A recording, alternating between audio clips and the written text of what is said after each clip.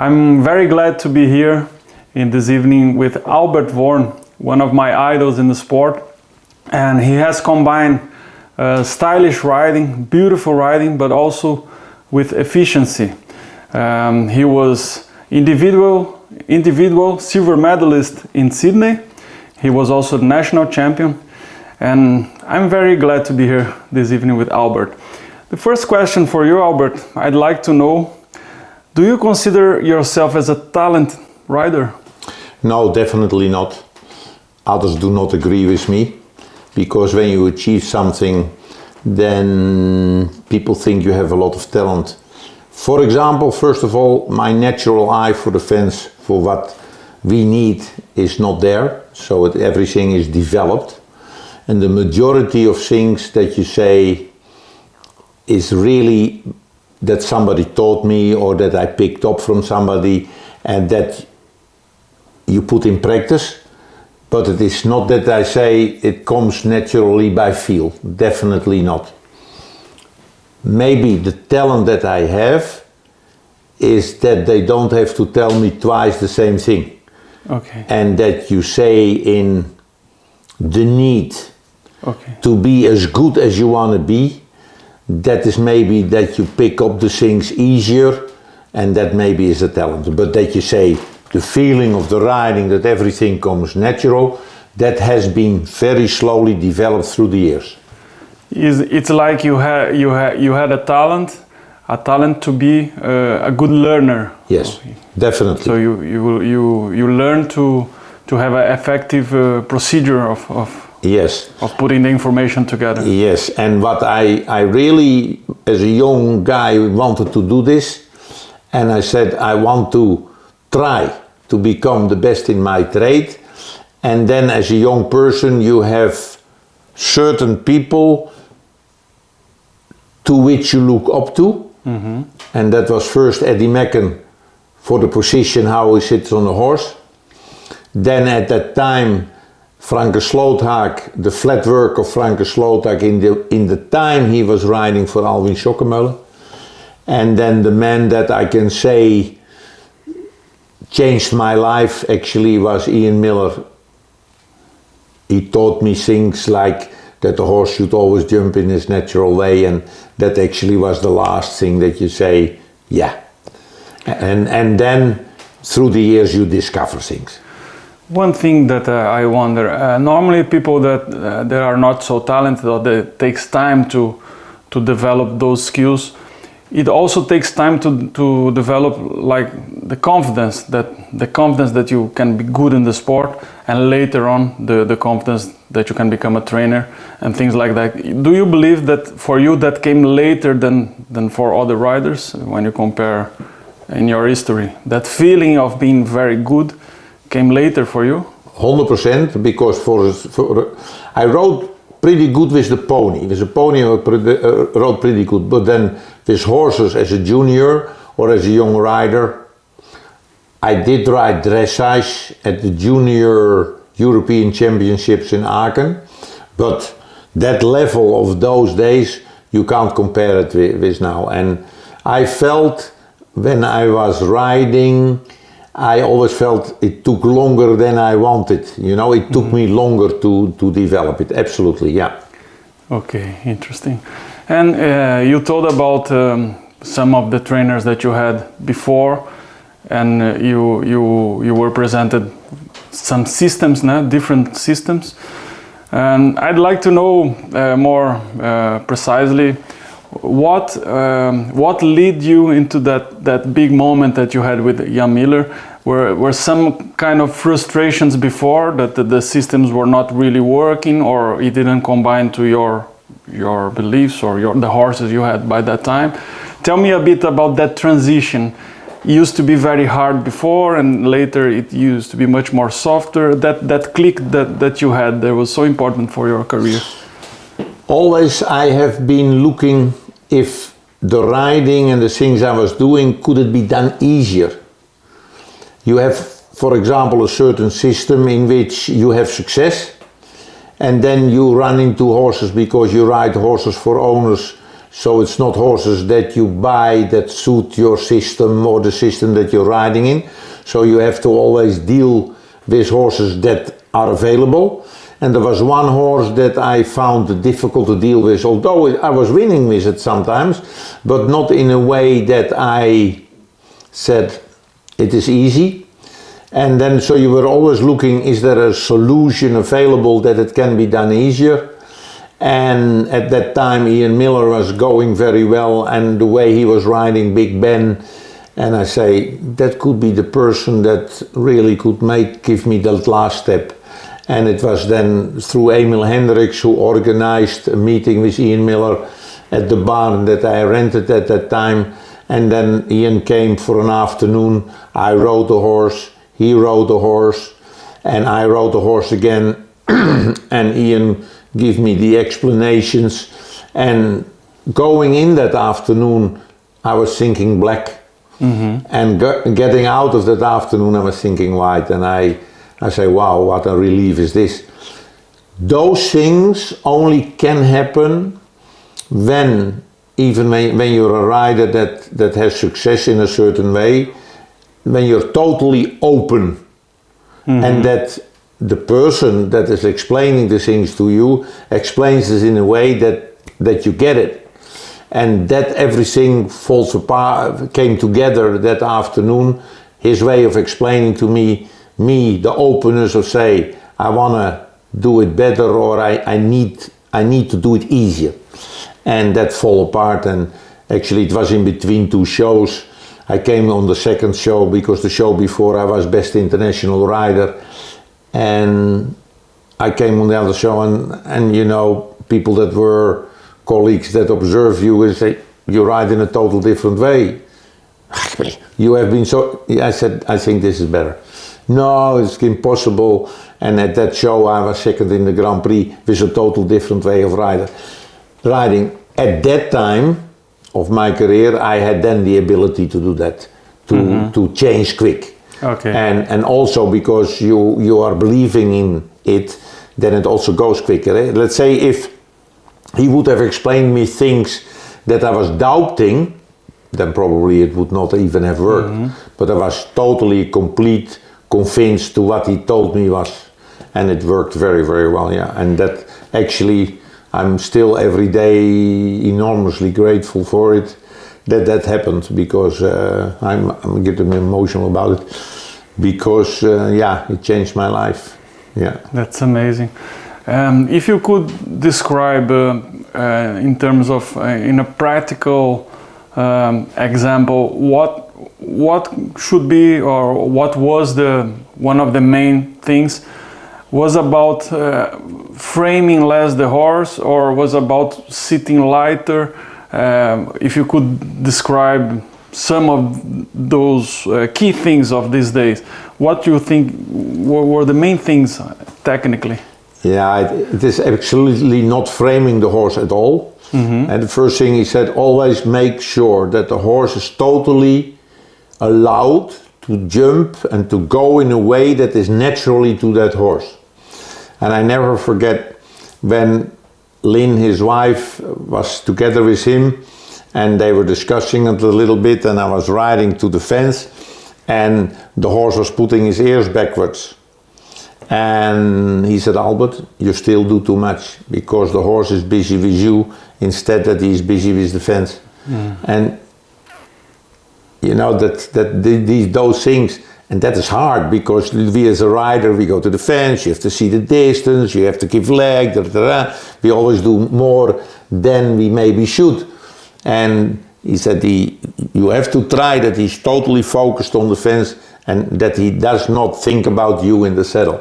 And that was actually unbelievable information. Very nice.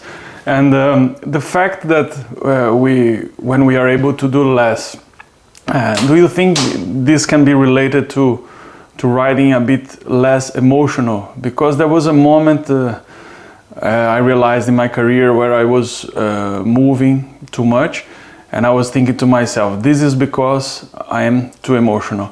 But then I also figure out that maybe the opposite is true. When I move less, I also get more calm. Yeah. How do you think this is related to our feelings or our emotions when you are able to move less or so? Let's say for me, I can only talk about myself. Everything is about self-control. So I was in '86 when I won my first World Cup in Antwerpen, and then the weekend after, on the first day in Dortmund, I won the big class again. I won the big class in front of all the favorites. So suddenly you win a World Cup and you win the big class the next week. So suddenly you realize, wow, I can jump these big things consistently. And then the next class with the same horse, you stand in front of the arena, and then I felt emotions coming up in the sense of nervous. My stomach was turning around. I nearly had the feeling that I had to puke, And then I say, okay, you have to relax, and then I discovered I was making mistakes that before I didn't. And then I was seeking for help because I felt that my results were not as easy, coming so easy. So then I went to a course called Haptonomie, in which they taught me awareness, so that I was aware of what I was doing. And that course I did 7 sessions.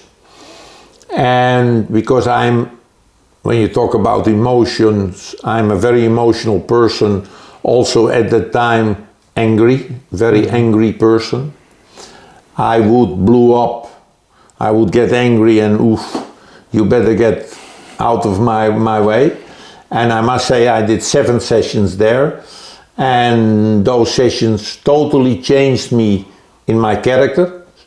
So I became a much quieter person, and due to the fact of the awareness, and I felt that I was making mistakes or I didn't control myself, I was able to control it. And I was like quiet, calm, and that helped me tremendously on the Olympic Games. Oh, interesting.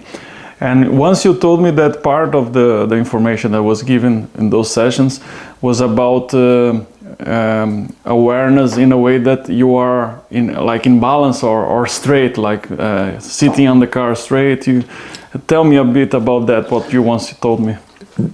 The human body in general is always looking for a sort of a tension, without that we cross our arms and we cross our legs very often. When we sit down, we cross our legs. Then you cross your legs, one leg gets it starts to hurt. You put your leg down, you put your other leg on top. Now the thing is, when we are sitting relaxed in a chair, a bit in front of television, and we chat, and while the concentration of the conversation is on our conversation, my leg goes up. So what they first taught me is that never cross your legs anymore. So while I'm talking to you, my leg goes up, and say, no, my leg goes down. So that is an unbelievable awareness that you feel what you're doing, although the concentration is on something else. Second thing they taught me is that when you drive a car, sit in the middle of your chair, never move. And your feet are using the pedals, and your arm with your hand is the steering wheel. And for the rest you don't move. Now, because I drive a lot due to the teaching, sometimes 10 hours to Slovakia or whatever, I'm never tired, but I sit in the middle of my chair. And the awareness is also like, we as riders, when we ride a course and we are critical about ourselves, for example, we like to have a beautiful round, that we look back to our rounds that you say, man, great, beautiful, wow. And actually with the driving a car, you can train the fluidness, that you look in front of you, that you have to slow down for the traffic light, that you can give a little bit of gas. So when I'm driving a car, my total concentration is, how can I drive as fluent as possible, that you never get this moment, right? And that is all about the concentration and the awareness of what you're doing. And that helped me a lot. And I must honestly say, because I make long days of training, that the whole day I'm still correcting my position, that when I stand up, that I stand straight on my feet, that I, sometimes you cross your arm like that, this is more tense, or that you do your fingers, or, that I'm correcting myself the whole day still on this age, yeah. So this helped not only with your mindset or your state, but it also helped you technically riding. 100%. Because the thing is, let's say the human has a certain kind of reaction that when we pull on the rein, the intention is to lock the leg straight away. You do something that you shouldn't do, but when you are not aware of that you do it, you cannot change it. So you can't, I pinch my knee too much, or I should have my leg a little bit forward. You feel that happens, just the moment that it happens, you can correct it straight away. And that was amazing, and I was there, but there again, when we talk about the talent, because the seventh session the lady said, how do you feel? I said, I feel great. No problems? She said, no problems. She said, you don't have to come back when you feel great. The moment that you don't feel great anymore, just give me a call. And it was in '86, and I've never have called back. Because it's really, it's part of my daily routine to correct myself, yeah. I was thinking just now, even that you practiced that for years and your whole career based on riding very, very quiet and very beautifully.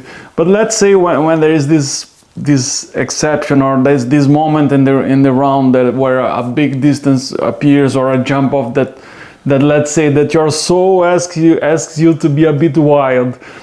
Sometimes you allowed yourself to be a little bit wild, or is something about you that you say, no, I can never be wild on a horse, or I have to... Nando. Tell me. Nando, we go to a show to be successful, no? Yeah. And sometimes we are in a situation that we have to make it work, right? And then we have to do it. At that particular moment, we have to make it work. Then it's a bit rough, for example, we do it. Okay. Although, in our training, we have conditioned so much that moments of roughness or, occur very little. Very, very Should be very rare now. It is rare. It gets rare because, the horses know what we do, how we react. But sometimes things happen, and then we have to be there because we are. That is the competitor in us that makes, when we have to make it work, we make it work. Okay. Rough or no rough, and then.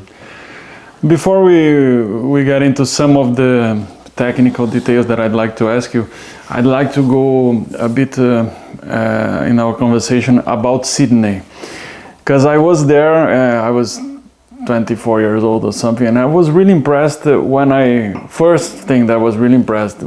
watched one of your rounds, and I remember that the wind made one of the fences fall. Yeah. Maybe it was the second fence in the second round.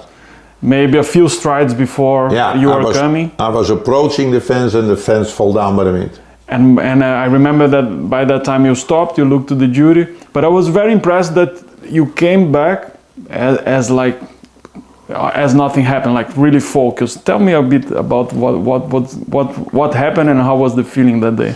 Now the thing is, the fence fell down, and that is where the course of haptonomie came in. So you have to react quick. First I was looking to the judge that I wanted to know where I had to start. Did I have to start on fence number 1, or did I start on the fence that had the problem? So then I found out that I had to start on the fence that had the problem. And then second, so it's thinking quick. What I was thinking is, don't worry. Because if you make this go well, you're a hero. If it doesn't go well, you have the biggest excuse possible because that was the wind that was in your way. So, Albert, you cannot fail. That is how quickly I thought about it, and that took me to It worked. It worked, yeah. Although, another thing I have to admit, when I walked that course, I came in the stable and my wife, who was taking care of Nando, I said, darling, this is the end of it. We cannot jump these fences. I've never seen these fences in my life. So the second part, when I walked the course, I only looked to the numbers. Then you can say, yeah, what kind of professional are you? It was my first championship. So, you know, I was never been confronted. What day? The final. In the final. In the final, second round. Yeah. So, you know, like I said, you know, you cannot jump these fences. This is for us, it's impossible. And then Nando jumped clear with a rider that believed that it couldn't happen.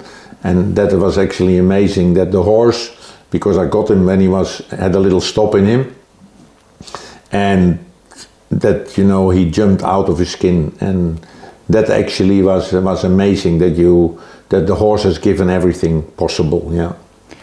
About this story that you just told me, I was thinking, because as Brazilians we have a culture in every sport in general. Okay, I know everyone is a bit different, but in general Brazilians, they are conditioned to believe in a way that it's gonna work. You see things that, let's say, something's bigger that you can jump.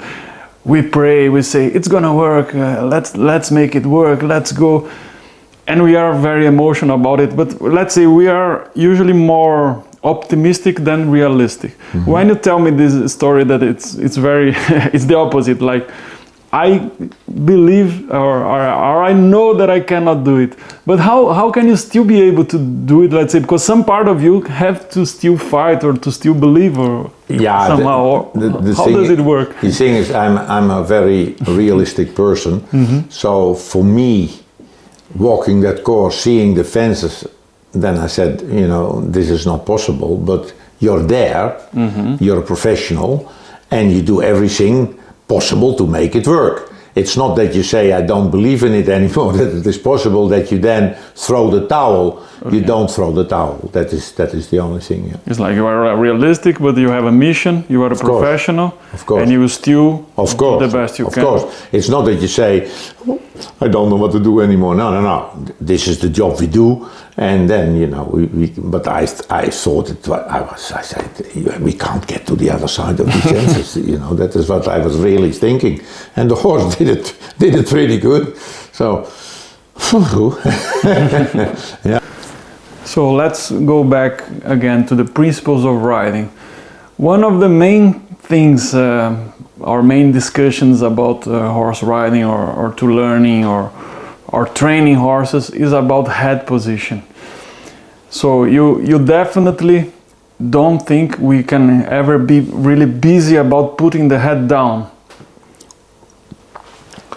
The head down for the horse is the nicest feeling for the rider. Mm.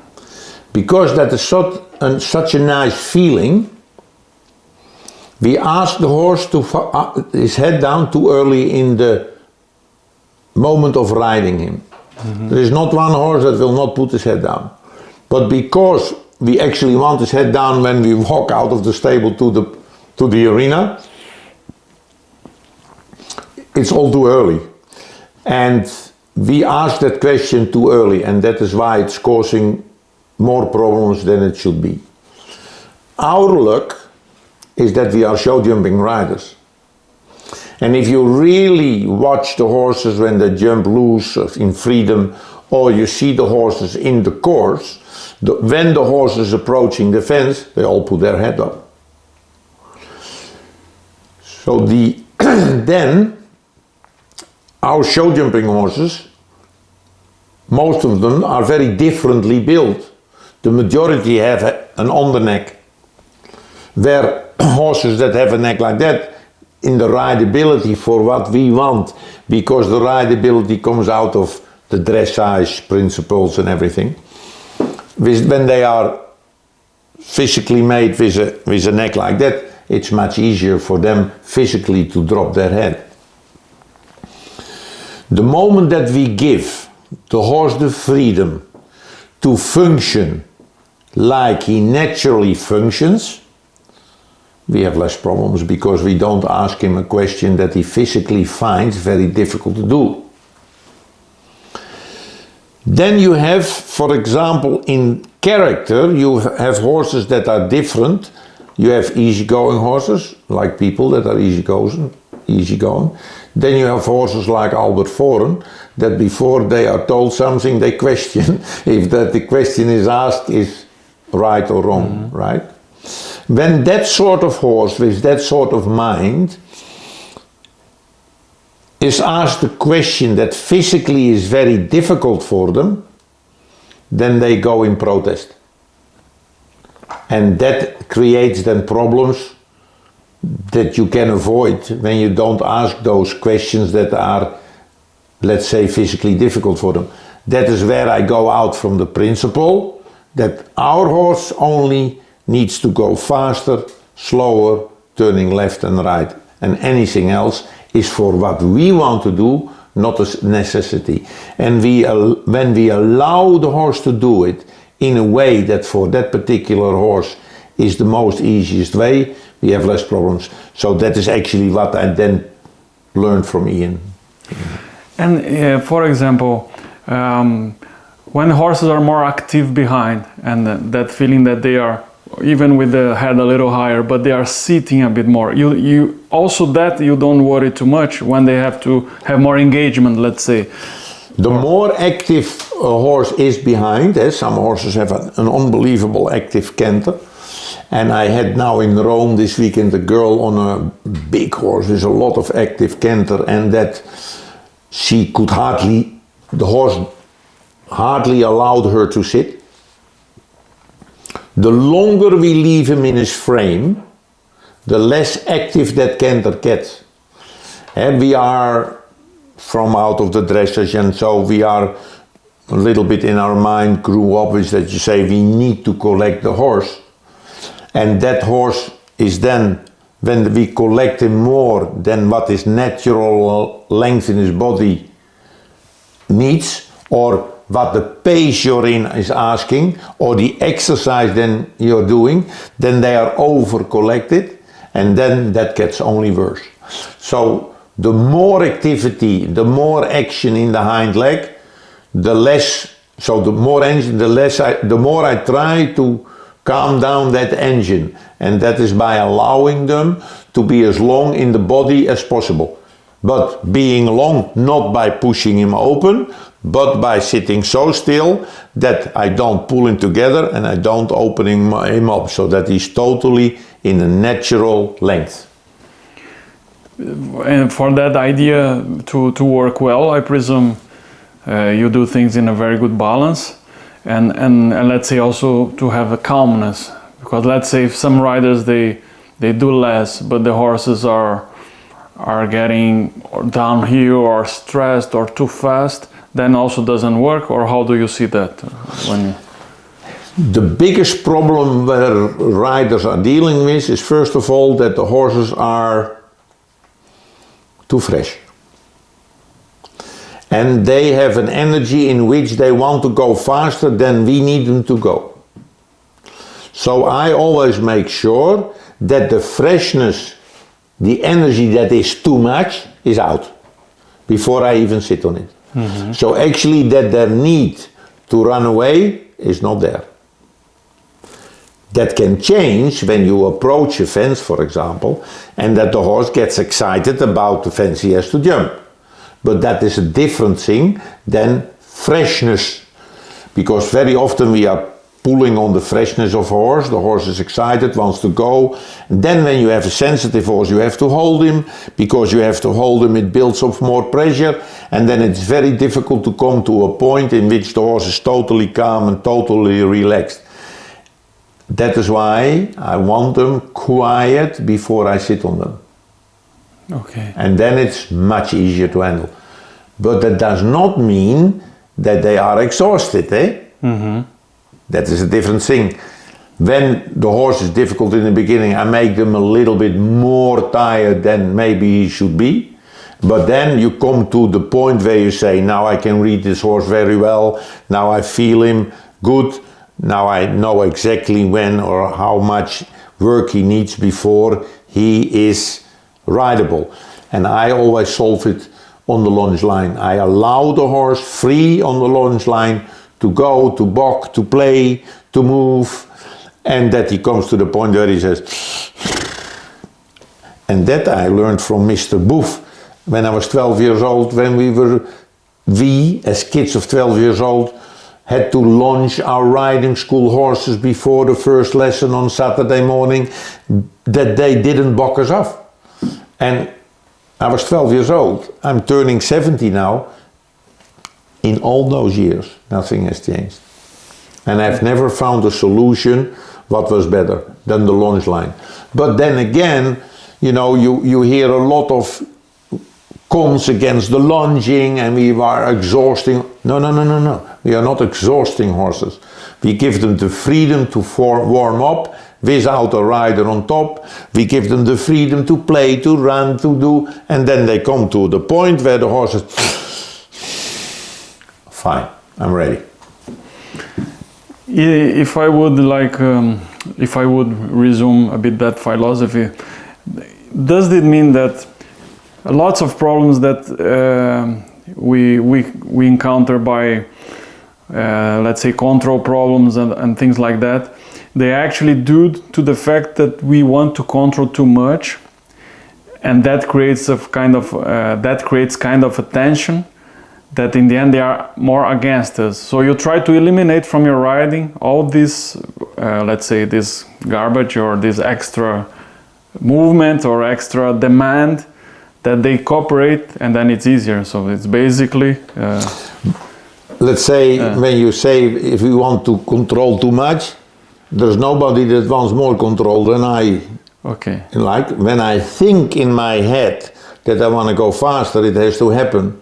Okay. When I think I want to go slower, it has to happen. But that is only possible if the mind of the horse is willing to listen to me and to come to that point.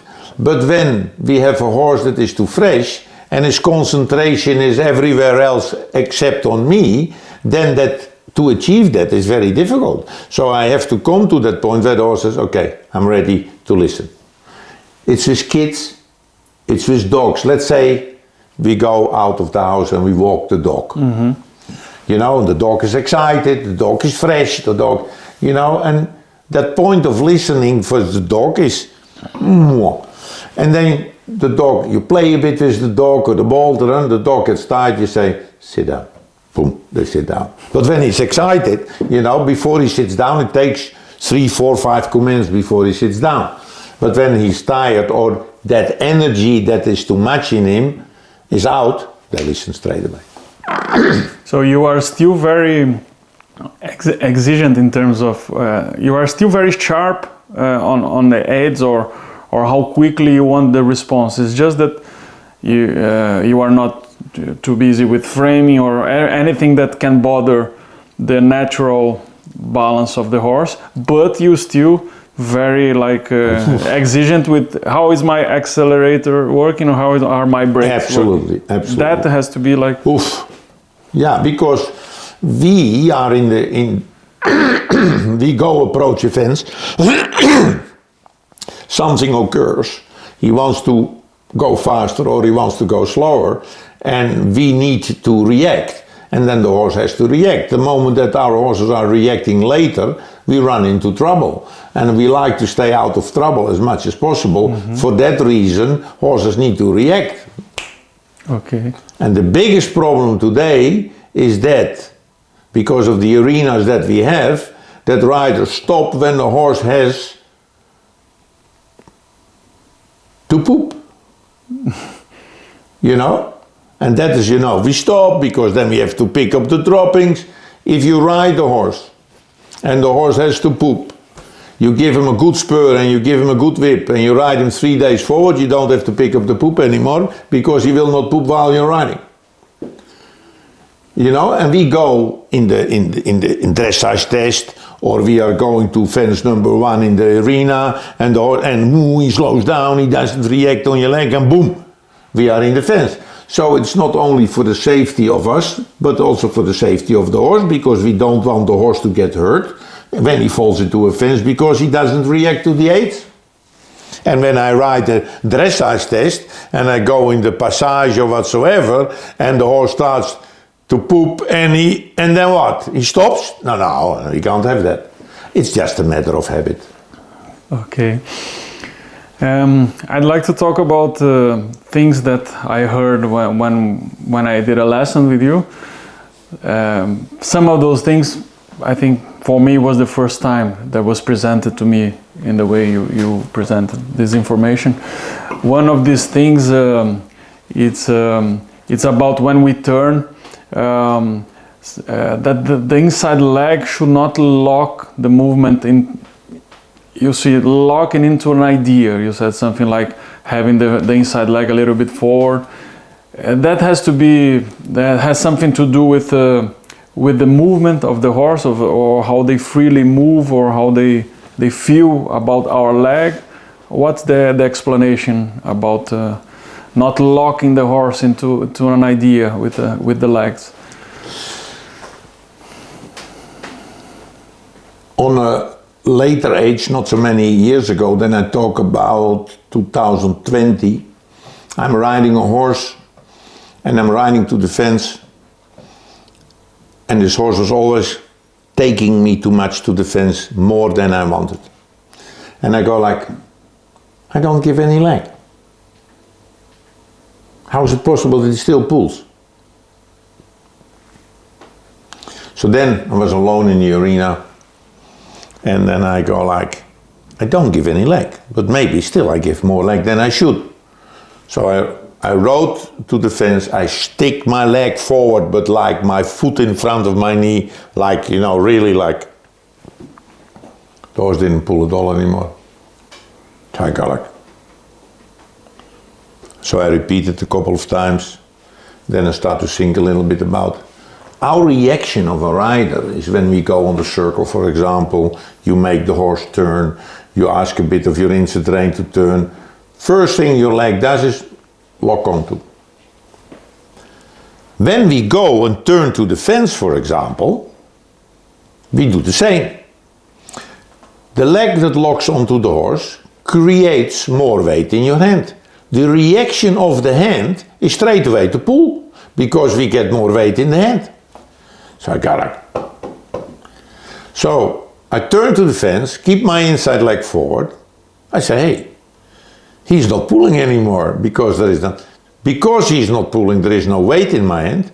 So actually I don't have to slow down in the turn anymore. So I just can keep going to the fence. And I go like, wow, wow. Not that before I didn't handle the situation, but it made my situation more easier to approach the fence. And if I see now, because a lot of young people that you train, they jump 1 meter, they are, locking onto the horse, they hold the horse and they lock their legs, and you see the horses dragging to the fence, then first, the only thing I say, stick your legs forward. Because when your leg moves forward a little bit, the spur is out of the body, you don't hold with the top of your calf, you don't hold with your knee, because if your leg goes a bit backwards, you lock your knees to compensate a little bit the strength that you have in your hands. So I said, stick your legs forward. Horse is not pulling anymore. So I discovered it a little bit late in my career, but now I'm so grateful that I discovered it because of my teaching at the moment, and it helps the people really to go easier to the fence. You don't believe this idea could work just by relaxing the leg in the same place? It's not the same thing, in your opinion? That is hard to do, because what I see, and then people say, yeah, but I don't give him any spur. I said, no, darling, but you still lock your top of your calf or your knee. So, in the beginning, you have to exaggerate it to get that feeling. Mm-hmm. Now, when you, with your experience, you go through the turn and you think about not locking your leg doesn't even go forwards anymore, because it doesn't lock. So you develop this feeling, and from there you can adapt with the position. Absolutely, because your horse already reacts on that. So, for example, let's say stick your legs forward, and you get that feeling that you don't give pressure. And then little by little, it is not visible for us anymore that you put your leg forward. It's the idea that you put your leg forward, you don't grab anymore, and it goes like that. So it's like an aid. If you give spur, for example, and he doesn't react, your spur needs to be stronger to make him react forward. But you come to a point where you think that you're going to touch him with your spur, boom, and it is. So the moment that the reaction of the horse gets better, the aid that you give gets softer and softer. That is but that comes little by little. But in the beginning, we have to exaggerate a little bit to get that different feeling, you know. There was a moment, for years, I believed that the grip was so important that I should, every stride, put the heels down and to the horse, that I had that grip. Then I saw one of your videos saying about that the foot has to be on the stirrups nicely and relaxed, like that the articulation of the calf is working like that. And it's interesting because we can still have that grip feeling when we are relaxed. But sometimes I ask myself, how can it be that some amateurs, they look so loose on the horse, but you, with your experience, or some very good riders that are more relaxed with the legs, they can be in the grip, but not tense. So it's very... it's a fine line. That is a fine line. No, the very fine line, Yeah, very quickly we do too much. But then, let's say, that is where I am. The amount of lunging lessons that we got as a kid, before we were even riding loose. We were riding proper on the lunge line before, and then when we were riding loose, we were having no problems holding ourselves, being in balance. We could ride, boom, straight away, correct.